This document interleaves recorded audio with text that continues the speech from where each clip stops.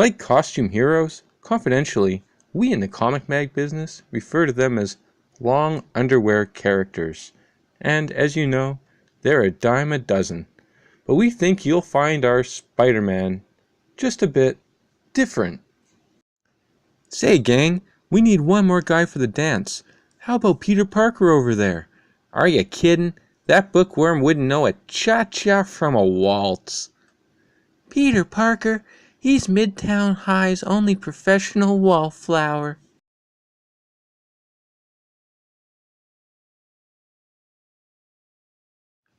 As you may have gathered, Peter Parker was far from being the biggest man on campus, but his Uncle Ben thought he was a pretty special lad. You're not fooling me, Petey. I know you're awake, and it's time for school. Gosh, Uncle Ben, you're worse than a room full of alarm clocks. As for Pete's Aunt May, she thought the sun rose and set upon her nephew. I cooked your favorite breakfast, Petey. Wheat cakes. Don't fatten him up too much, dear. I can hardly wrestle him now.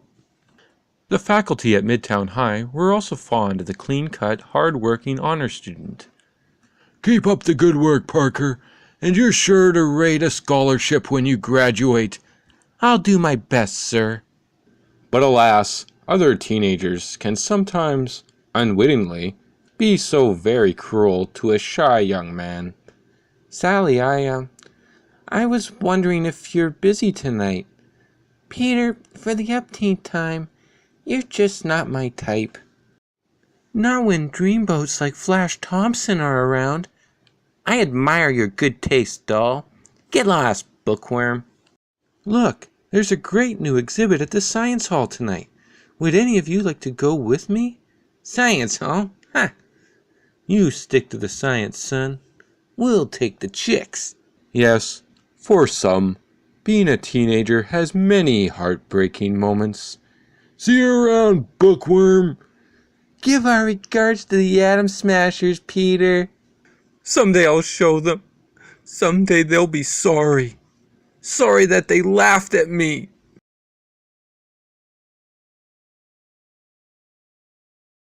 And, a few minutes later, Peter Parker forgets the taunts of his classmates as he is transported to another world, the fascinating world of atomic science. And now for our demonstration of how we can control radioactive rays here in the laboratory. But, as the experiment begins, no one notices a tiny spider descending from the ceiling on an almost invisible strand of web. A spider whom fate has given a starring, if brief, role to play in the drama we call life. Accidentally absorbing a fantastic amount of radioactivity, the dying insect in sudden shock bites the nearest living thing at the split second before life ebbs from its radioactive body. Ow! A spider! It bit me! But why is it burning so? Why is it glowing that way? My head, it feels strange. I need some air. Looks as though our experiment has unnerved young Parker. Too bad. You must have a weak stomach. What's happening to me? I feel different, as though my entire body is charged with some sort of fantastic energy. Wrapped in his thoughts, Peter doesn't hear the auto which narrowly misses him until the last instant. And then, unnoticed by the riders, he unthinkably leaps to safety. But what a leap it is! That was one kid who won't daydream anymore when he crosses the street. You can say that again.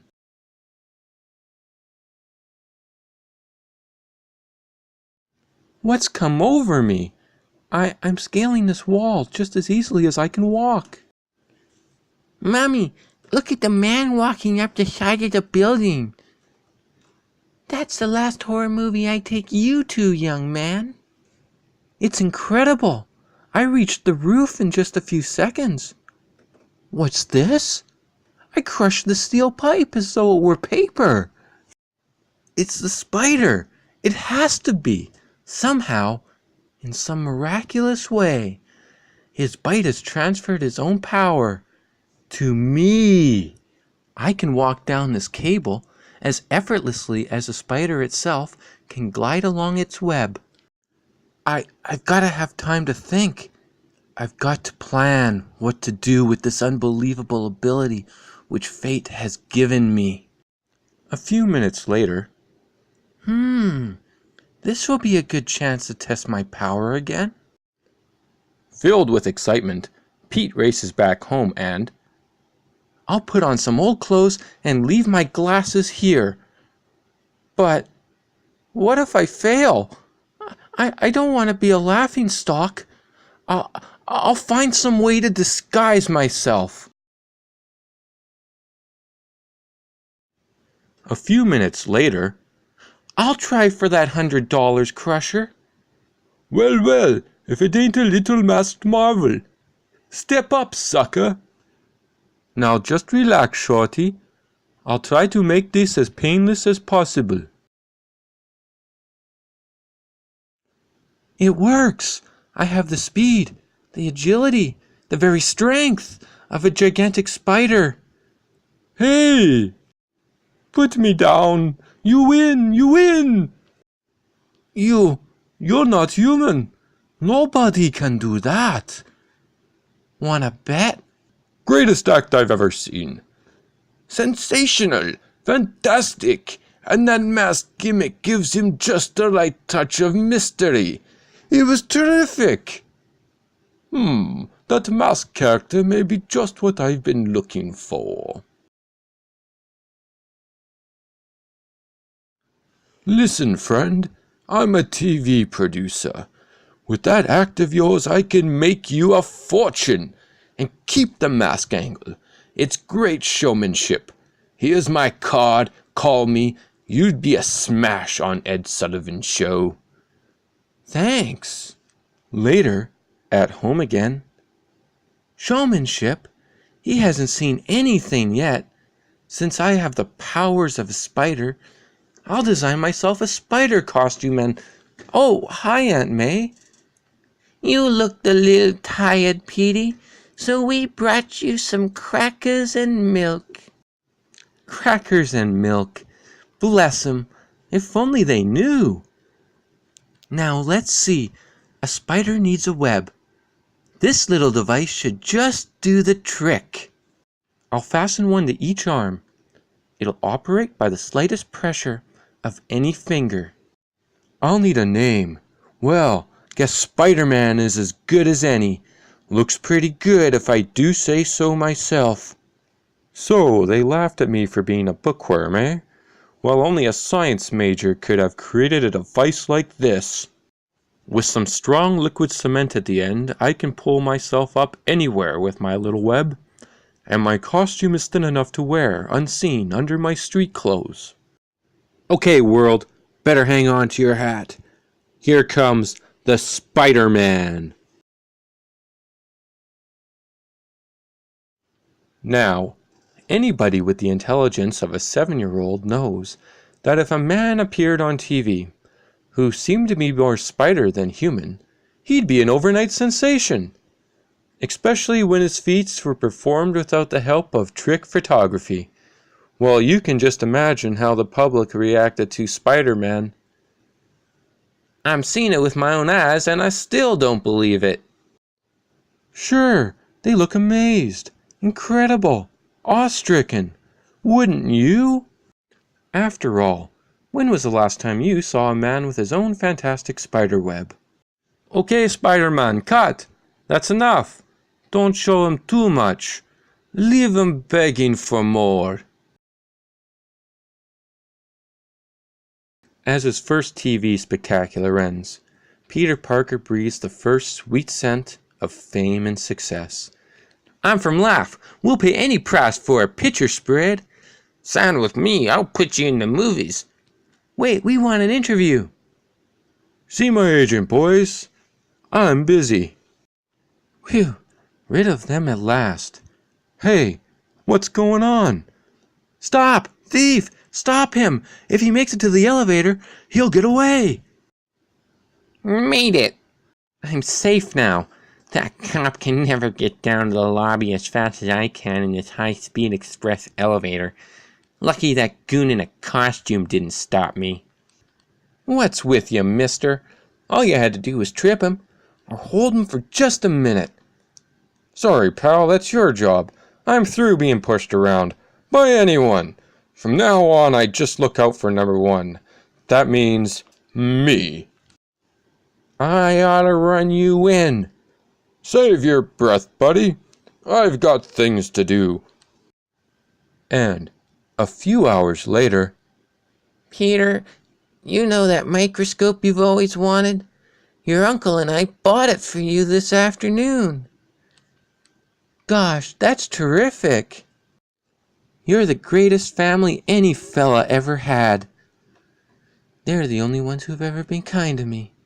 I'll see to it they're always happy, but the rest of the world can go hang for all I care. In the days that follow, the Spider-Man becomes the sensation of the nation. And one evening, as Peter Parker returns home from a personal appearance. A police car! In front of her house!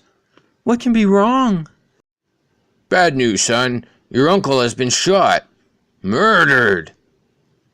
Uncle Ben? Dead? No! No, it can't be! Who did it? Who shot him?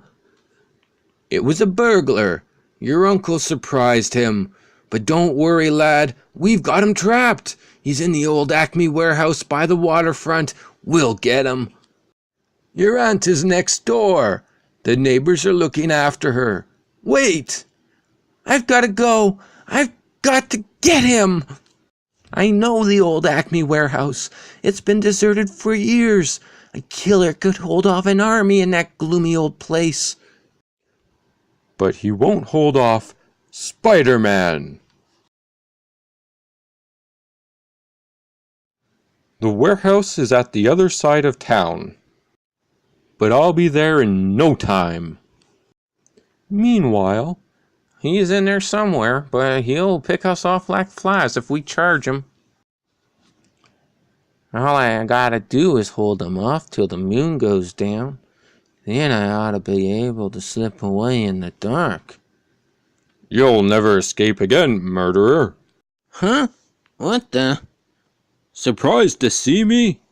Not half as surprised as you're gonna be. Gotta get away. Gotta hide. Must be seeing things. There's no place on Earth where you can hide from me. First, my web will relieve you of your gun. And then my fists will do the rest. That face. Oh no. It can't be. It's the fugitive who ran past me. The one I didn't stop when I had the chance. I hate to do it, but we'll have to rush him now. Can't take the chance of him slipping by in the dark. Captain, look, it's him, on a spider's web, and a short distance away. My fault, all my fault. If only I had stopped him when I could have, but I didn't, and now Uncle Ben is dead.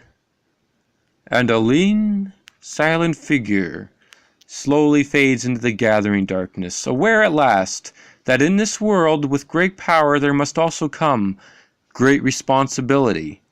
And so a legend is born and a new name is added to the roster of those who make the world of fantasy the most exciting realm of all. Be sure to see the next issue of Amazing Fantasy for the further amazing exploits of America's most different new teenage idol, Spider-Man. And now for the review part of this episode.